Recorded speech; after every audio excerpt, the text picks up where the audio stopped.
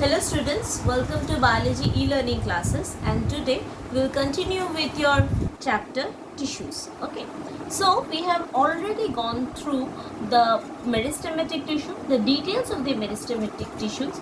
We have started the permanent tissues and we have gone through the simple permanent tissues.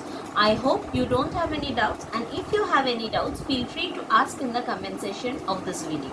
Okay, today we'll be starting with the complex permanent tissues and its types. Okay, now what are complex permanent tissues?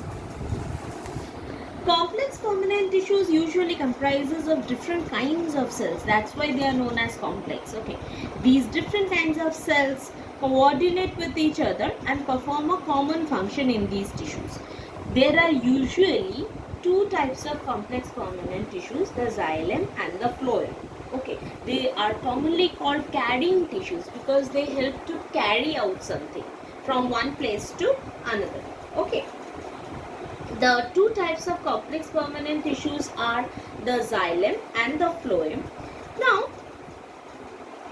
what is the basic similarities between the xylem and the phloem?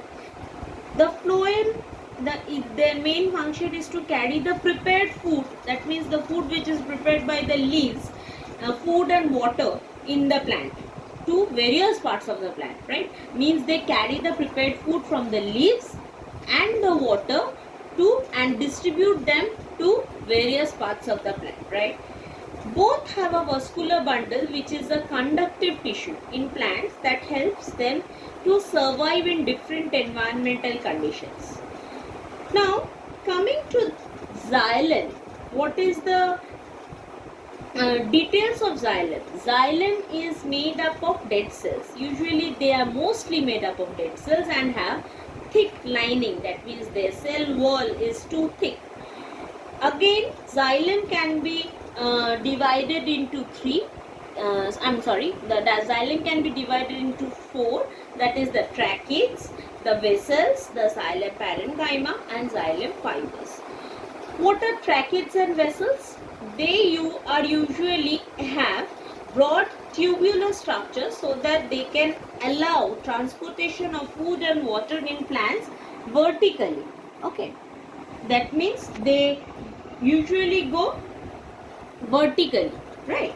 Now coming to xylem parenchyma. Okay, tracheids and vessels are dead cells, are made up of dead cells.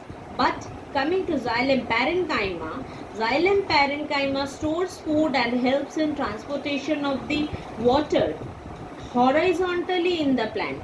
And these are, since it's parenchyma, that's why they are made up of living cells. Okay, and the xylem fibers, they usually only support in transportation of the prepared food.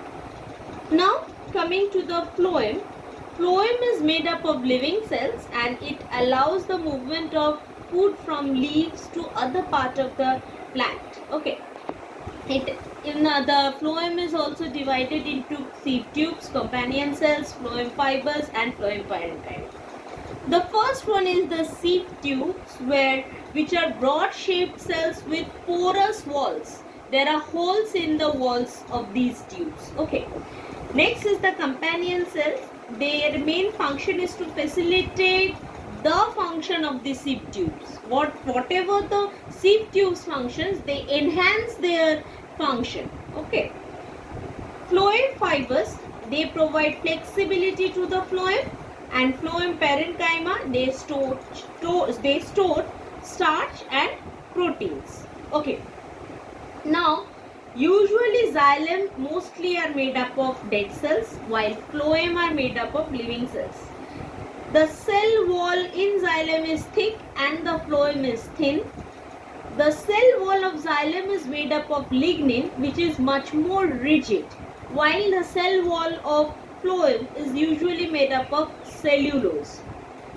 Xylem, since it is made up of dead cells, it has less permeability of materials than phloem. Phloem is usually made up of living cells, so it can take in and take out materials more easily.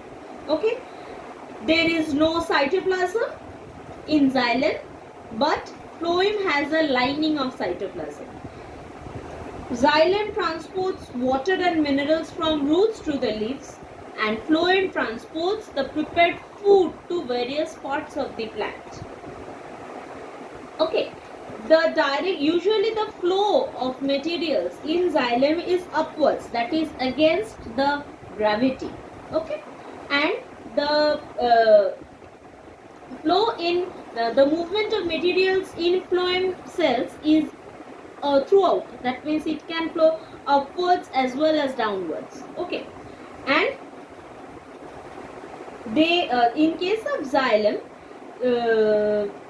they are made up of mostly fibers, while phloem is the most huge amount of phloem is made up of companion cells.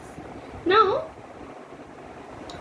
one thing which I would like to tell you about the plants mainly, there is one more type of function. You are aware of the term stomata, right? So what are stomata? Stomata are the pore-like structures that are present in the epidermis of the leaves, that means the surface of the leaves. These pores are enclosed by two cells that have a similar shape as kidney. With these kidney-shaped cells are known as guard cells. Okay, guard cells are later modified to epidermal cells. Okay, the guard cells are usually responsible for the exchange of gases and transpiration. What is transpiration? Transpiration is the loss of water, excessive loss of water from the surface of the plant. Okay, so we have already completed the plant tissues. Tomorrow, in my next video, we will continue with the animal tissues, and if you have any doubt in the plant tissue part, feel free to ask in the comment section. Please go through the diagrams of all the types of tissue, especially the three different types of meristematic tissue, the different types of simple permanent tissue, and the different types of complex permanent tissue. Okay, the diagrams are important, and you may also get the diagram based questions, like the diagram will be provided to you. You have to identify them, and based on that you have to answer the questions. Okay, thank you.